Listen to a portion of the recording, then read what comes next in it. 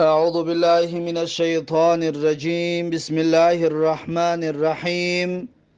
الحمد لله، الصلاة والسلام على رسول الله، ثم أما بعد. السلام عليكم ورحمة الله وبركاته. امام نووی رحمه الله در کتاب ریاض الصالحینش میگوید: کتاب حمد الله تعالی و شکره و الصلاة علی رسول الله صلی الله علیه و سلم. یعنی کتاب در مسئله حمد و ستایش الله تبارک و تعالی و شکر و سپاسگزاری الله سبحانه و تعالی و صلوات و درود بر رسول الله صلی الله علیه و سلم. امام نووی رحمه الله در زیر این کتاب در این موضوع ها برای ما و شما دلایل پیشکش و تقدیم میگرداند. اولا میگوید کتاب حمد الله تعالی و شکره، یعنی کتاب اولا درباره حمد و ستایش الله جل جلاله صحبت میکند که ما همیشه باید حمد و ستایش الله را بگوییم، چطوری که الله سبحانه و تعالی در بسیار آیه های قرآن به این اشاره میکند که الله میگوید الحمدلله رب العالمین، یا الله در سوره انعام میگوید الحمدلله الذي خلق السماوات والارض وجعل الظلمات والنور. الله سبحانه و تعالی در سوره کهف میگوید الحمدلله الذي انزل على عبده الكتاب ولم يجعل له عوجا.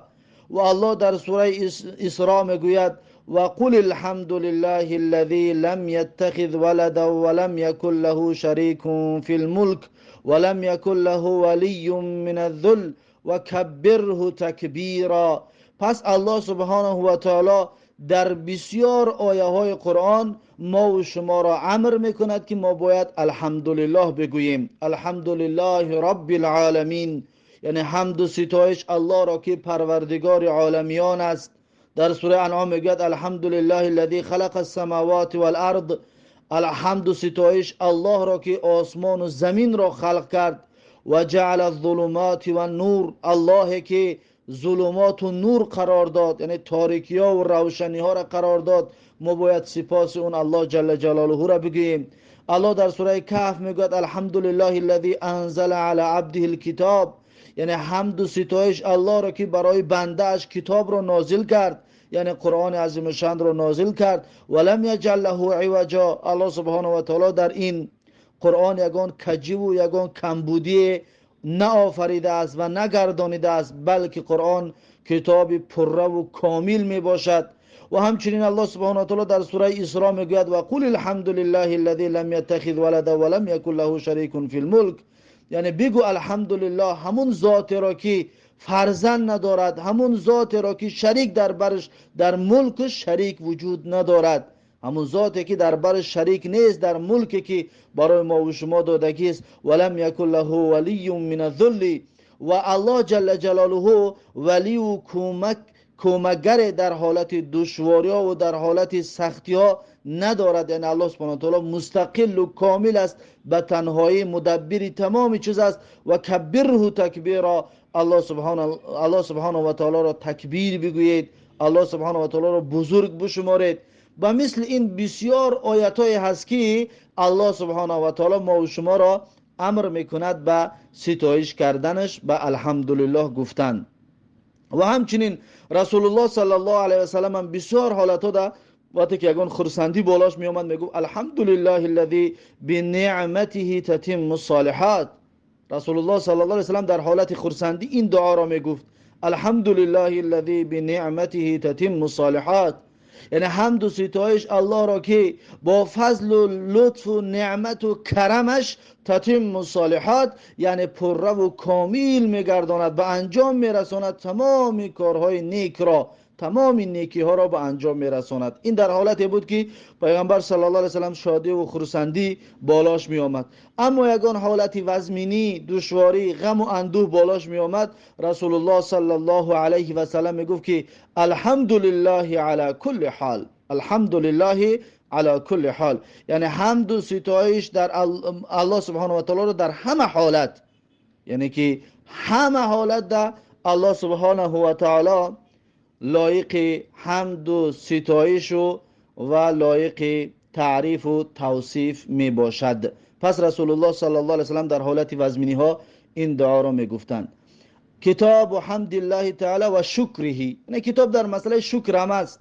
شکر یعنی چی؟ شکر یعنی استفاده کرد، اطاعت کردنی و فرمان برداری کردنی نعمت دهنده.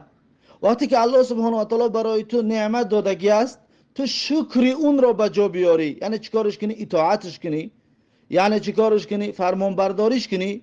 چطوره که میگویند شکر نعمت با نعمت افزون کند، یا شکر نعمت را افزون کند. یعنی اگر که انسان شکر نعمت را به جا بیارد، نعمتش زیادتر می شود. مال و ثروت داری، شکر کن، مال و ثروت زیاد می شود. علم داری، شکر کن، علمت زیاد می شود. قوت داری، شکر کن، قوت زیاد می شود. آیا شکر یعنی به زبان گفتن شکر ای الله همین است؟ نه، این نیست. الله سبحانه و تعالی در سوره ابراهیم میگوید که و اذ تأذن ربکم، یعنی که الله سبحانه و تعالی وعده دادگی از شما را، لئن شکرتم لازیدنکم، اگر که شما شکر نعمت کردید، الله میگوید لازیدنکم، من زیاد میگردانم نعمت شما را، ولئن کفرتم ان عذابی لشدید، اگر که شما کفر ورزیدید، الله سبحانه و تعالی میگه عذاب من سخت است. کفر ورزیدید یعنی که شکر را به جا نآوردید. وقتی شما شکر را به جا که نآوردید، الله سبحانه و تعالی میگه نعمت عذاب من بسیار وزمین است، بسیار سخت است. پس شکر گفتن یعنی چی؟ شکر گفتن انسانی که علم دارد، دعوت کردن با اون علمش، این شکر است. یعنی که تو علم داری فقط شکر ای الله بگوی، این شکر نیست. یعنی که بجا آوردن، رساندن علم برای دیگران، این شکر است. وقتی که الله سبحانه و تعالی برای تو مال و ملک دادگی است، صدقه دادن و کمک کردن انسان‌های محتاج، این شکر نعمت است. وقتی که الله سبحانه و تعالی برای تو قوه و توانایی دادگی است، یک انسانی عاجز و یک انسان بیمار را دستش را گرفتن، یک انسان را کمک کردن، یاردم کردن، این شکر نعمت است. یعنی شکر نعمت اینها می باشند، نه اینکه بگوی شکرت ای الله. شکرت ای الله گفتن این به تنهایی خلاص نمی شوی. یعنی که شکر نعمت اطاعت کردن و فرمان برداری کردن از نعمت دهنده است. از نعمت دهنده فرمان برداری که بکنی، یعنی که حلال را حلال بدانی، حرام را حرام بدانی، با چیزهای حلال نزدیک شوی، از چیزهای حرام دور باشی، این را میگویند شکر. پس امام نووی رحمه الله در این کتابش در این موضوع برای ما و شما صحبت و سخن میگوید. امام نووی رحمه الله در زیر این کتابش 4 آیت میارد درباره حمد الله و شکر الله جل جلاله. اولا میگوید که آیت یکم در زیر این کتاب، فذکرونی اذکرکم واشکروا لی ولا تکفرون، سوره بقره آیت 152. الله سبحانه و تعالی میگه فذکرونی، به یاد بیارید من را، یاد من را بکنید، اذکرکم، من هم الله میگه شما را یاد میکنم، واشکروا لی ولا تکفرون، الله جل جلاله میگه شکر من را به جا بیارید و ناسپاسی نکنید از نعمتهای من. آن نعمتی که الله سبحانه و تعالی برای ما و شما دادگی هست، ما باید ناسپاسی اون نعمتها را انجام ندهیم، یعنی ناسپاسی نکنیم. و همچنین این یکم آیت بود. آیت دوم در الله سبحانه و تعالی میگوید و قال تعالی، امام نووی رحمه الله میگوید الله سبحانه و تعالی گفته است در سوره ابراهیم آیت 7، لئن شکرتم لازیدنکم، یعنی اگر که شما شکر گفتید و شکر کردید، حتما الله میگوید من برای شما می افزایم اون نعمت را، اون نعمت را زیاد میکنم. الله سبحانه و تعالی میگوید من نعمت را براتون زیاد میکنم اگر که شما شکر گفتید. این دویم آیت. در سوم آیت امام نووی رحمه الله میگوید و قال تعالی، الله سبحانه و تعالی گفته است که و قل الحمد لله، و بگو که حمد و ستایش خاصی الله جل جلاله است. حمد و ستایش خاصی الله سبحانه و تعالی هست. کسی در بر الله جل جلاله در حمد و ستایش برابر شده نمیتواند، بلکه حمد و ستایش این خاصی الله سبحانه و تعالی می باشد. این بود سوم آیت. چهارم آیت امام نووی رحمه الله میگوید و قال تعالی، الله جل جلاله گفته است در سوره یونس آیت دهم که و آخر دعواهم ان الحمد لله رب العالمین، یعنی که و آخر دعواهم یعنی که پایان دعاهایشان، یعنی نهایت و آخر دعاهایشان این است که الحمد لله رب العالمین میگویند. یعنی که حمد و ستایش برای الله که پروردگار عالمیان است. وقتی دعا میکردند، طلب میکردند، در پایان دعایشان، در نهایت و آخر دعایشان این سخن رو میگفتند که الحمد لله رب العالمین. پس حمد و ستایش الله را در همه صورت انجام دادن یک امر شرعی و مطلوب و یک امر حتمی و ضروری می باشد برای هر انسان و هر مسلمان، زیرا اینکه حمد و ستایش و شکر الله را به جا آوردن سبب افزون گشتن و سبب زیاد گشتن نعمت انسان یا اون نعمت ها برای انسان می گردد. این بود 4 آیت درباره حمد الله جل جلاله. اکنون بعد از این میگذره در قسم حدیث ها که در زیر این کتاب 4 حدیث همچنین امام نووی رحمه الله میارد. اولین حدیث این باب حدیث 1392 کتاب ریاض الصالحین هست. امام نووی رحمه الله در زیر حدیث 1392 کتاب ریاض الصالحینش میگوید و عن ابی هریره رضی الله عنه ان النبي صلی الله علیه و سلم اوتی لیلة اسری به بقدحین من خمر و لبن. از ابو هریره رضی الله عنه روایت است، هر آینه میگه پیغمبر صلی الله علیه و سلم گفتند که اوتیه، هر آینه برای پیغمبر صلی الله علیه و سلم اوتیه لیلة اسری به بقدحین، یعنی که آورده شد نزد پیغمبر صلی الله علیه و سلم لیلة اسری به، یعنی شبی که به اسرا رفته بود پیغمبر صلی الله علیه و سلم، شبی که به اسرا، شب سفر اسرا و معراج، وقتی که پیغمبر صلی الله علیه و سلم به اسرا و معراج سفر کی داشت، همون شب میگه اوتیه، آورده شد نزد پیغمبر صلی الله علیه و سلم بقدحین، یعنی 2 قدح، 2 پیاله یا 2 ظرف، من خمر و لبن. آن ظرف یا اون پیاله در پیاله اول، در ظرف اول خمر بود، در ظرف دومش میگه شیر بود. یعنی که 2 پیاله نزد پیغمبر آوردن، 2 قدح، یک تاش پر از خمر بود، یک تاش پر از شیر بود. فنظر الیهما، پس پیغمبر صلی الله علیه و سلم به هر دی اون قدح، به هر دی اون پیاله نگاه کرد، هر دی اون پیاله را رسول الله صلی الله علیه و سلم نگاه کرد. فاخذ لبن، رسول الله صلی الله علیه و سلم اختیار کرد شیر را، اختیار کرد شیر را پیغمبر گرفت. اون پیاله یا اون قدحی که داخلش پر از شیر بود، رسول الله صلی الله علیه و سلم اون قدح را گرفت. فقال جبریل علیه السلام، بعد از اختیار کردن پیغمبر صلی الله علیه و سلم، جبرائیل علیه السلام گفتند که الحمد لله الذي هداك للفطرة. حضرت جبرائیل گفتند که حمد و ستایش الله را که راهنمایی کرد تو را برای فطرت، راهنمایی کرد تو را به سوی فطرت، به سوی سرشت واقعی و حقیقی انسان. ای پیغمبر، الله جل جلاله تو را هدایت کرد و راهنمایی کرد. حضرت جبرئیل علیه السلام حمد و ستایش الله را به جا آورد. لو اخذت الخمر غوت امتک، پس حضرت جبرئیل علیه السلام گفت که ای پیغمبر، اگر که تو میگرفتی خمر را، اگر اختیار میکردی خمر را، اون خمر را وقت اختیار که میکردی، غوت امتک، گمراه میگشتن امتانت، یعنی سببی گمراه گشتن امتانت میشد اگر که تو خمر را اختیار میکردی. اما شیر را اختیار که کردی، این سببی راهنمایی و سببی هدایت یافتن امتت شدند.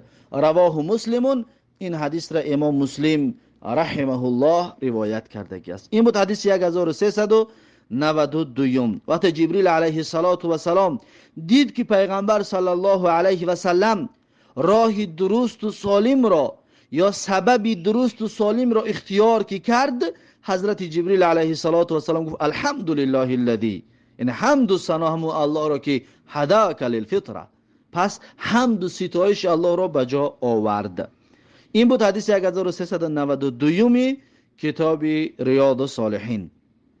بعد از این حدیث 1393 کتاب ریاض الصالحین، امام نووی رحمه الله در زیر حدیث 1393 کتاب ریاض الصالحینش میگوید و عنه عن رسول الله صلی الله علیه و سلم قال، یعنی از ابو هریره رضی الله عنه روایت است که از رسول الله صلی الله علیه و سلم روایت کرده، میگوید که کل امر ذی بال لا یبدأ فیه بالحمد لله فهو اقطع. یعنی میگه پیغمبر صلی الله علیه و سلم گفتن که کل امر ذی بال، یعنی هر کار مهم، هر کار ارزشمند و هر کار با ارزش، لا یبدأ فیه، شروع نمی شود در اون کار با الحمدلله، فهو اقطع، پس اون کار دم بریده و اون کار بی برکت و کم برکت می باشد. یعنی هر کار مهم، هر کار ارزشمند باید با الحمدلله شروع شود. پس ببینید هر کاری را که شما شروع کردنی هستید با الحمدلله شروع کنید. در بعضی جایها، در بعضی کارها قایم مقام الحمدلله بسم الله می باشد. مثلا در طعام خوردن بسم الله گفته شروع کنید، بعد از طعام الحمدلله گفته به پایان برسانید اون کار را، یعنی که طعام خوری را. یا در حالت ذبح کردن بسم الله گفته ذبح بکنید. ببینید هر حالت به خودش را ذکر و یاد الله جل جلاله دارد که باید انسان حمد و ستایش الله را با اون ذکر معین بیان بکند.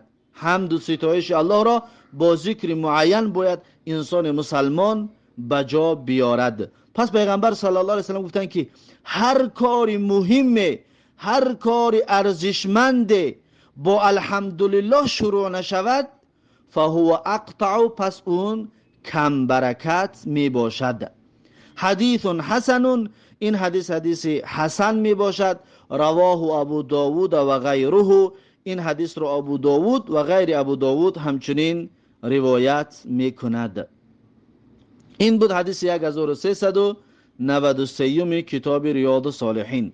بعد از این حدیث 1394 کتاب ریاض الصالحین، امام نووی رحمه الله در زیر حدیث 1394 کتاب ریاض الصالحینش میگوید و عن ابی موسی الاشعری رضی الله عنه ان رسول الله صلی الله علیه و سلم قال، یعنی از ابو موسی اشعری رضی الله عنه روایت است که رسول الله صلی الله علیه و سلم گفتند اذا مات ولد العبد قال الله تعالی لملائکته، میگه هنگامی که بمیرد فرزند بنده، یک انسان را فرزندش وفات که میکند، قال الله تعالی لملائکته، الله جل جلاله ملائکه هایش را میگفته است قبضتم ولد عبدی، یعنی گرفتید شما، قبض کردید شما روح فرزندی بنده من را.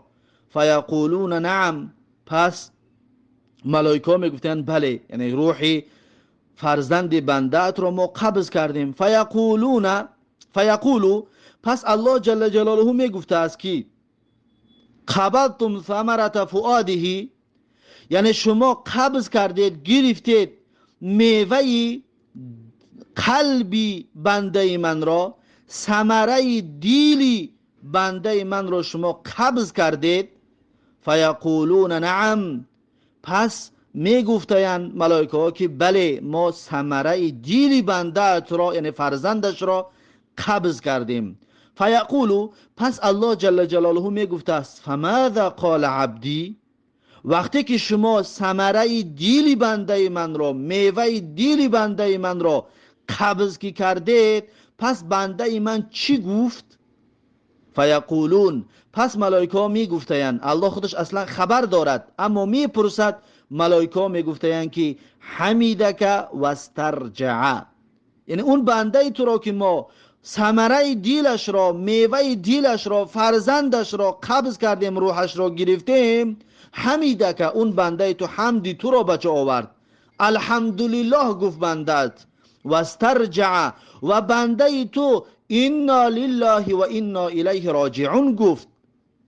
ببین وقتی که فرزندی بنده تو را ای الله ما روحش را قبض کردیم، پدری اون فرزند وقتی جیگر بندش را از دست که داد، انا لله و انا الیه راجعون گفت، یعنی ما همه از الله هستیم و به سوی الله باز میگردیم گفت. یعنی که انسان مردن حق است که انسان میمیرد. فیقول الله تعالی، پس الله جل جلاله میگفته است که ابنوا لعبدی بیتا فی الجنه، یعنی بسازید برای بنده من خانه در جنت. برای این صبر و تحملش، برای این حمد و ستایشش، الله سبحانه و تعالی میگفته است که برای بنده من در جنت خانه بسازید، قصر برای بنده من بسازید.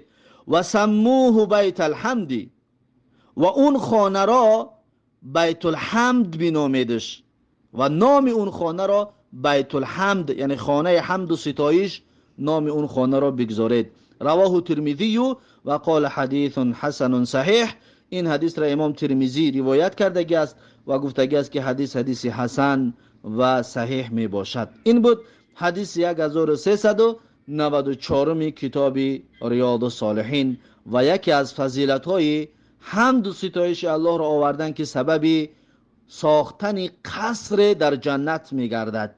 قصر الله جل جلاله در عوض حمد و ثنای گفته انسان می سازد.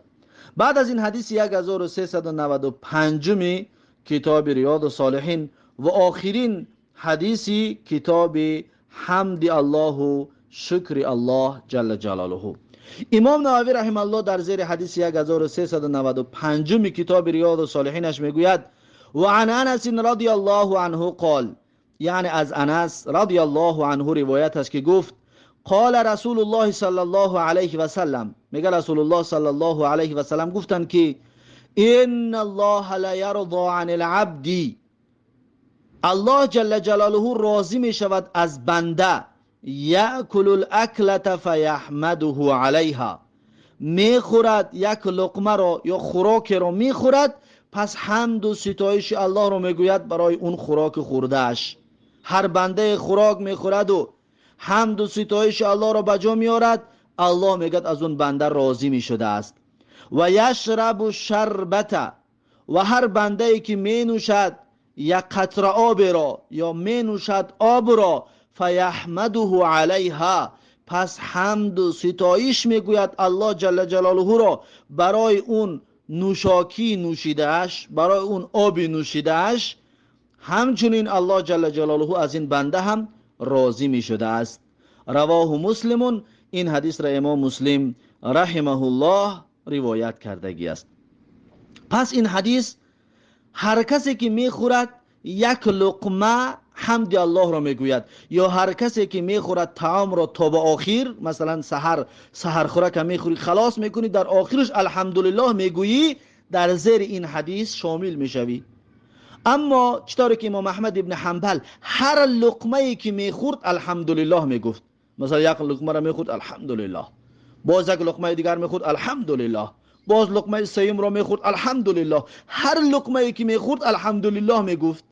پس امام احمد ابن حنبل را پرسیدن که آیا در هر لقمه الحمدلله بگوییم؟ امام احمد ابن حنبل چی جواب دادن؟ گفتن از اونه که یک لقمه میخوریم و خب میستیم، از این الحمدلله بگوییم بهتر و خوبتر و افضلتر است.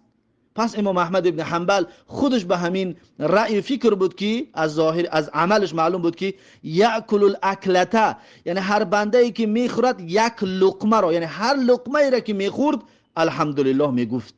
پس امام احمد ابن حنبل در این اعتقاد بودن. اما بعضی علمای دیگر میگویند که انسان وقتی سحر خوراک رو میخورد در آخر الحمدلله بگوید، در این حدیث داخل میشود. یا عبید میکنی نصف روزه طعام که میخوری خلاص میکنی الحمدلله بگو، یا هر وقتی که طعام میخوری وقتی خلاص میکنی در آخرش الحمدلله میگویی.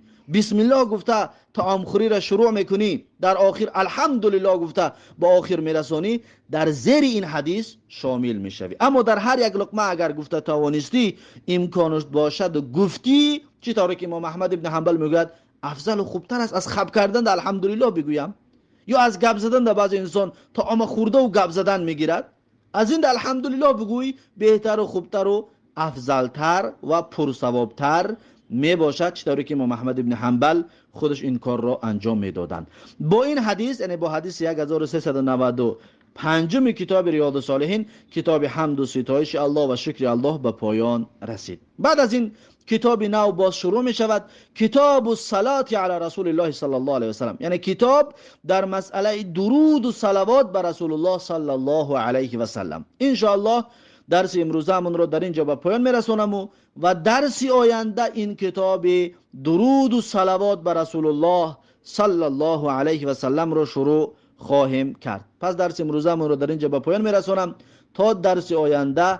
الله حافظ و مددگار. بارک الله فیکم و جزاکم الله خیرا و السلام علیکم و رحمت الله و برکاته.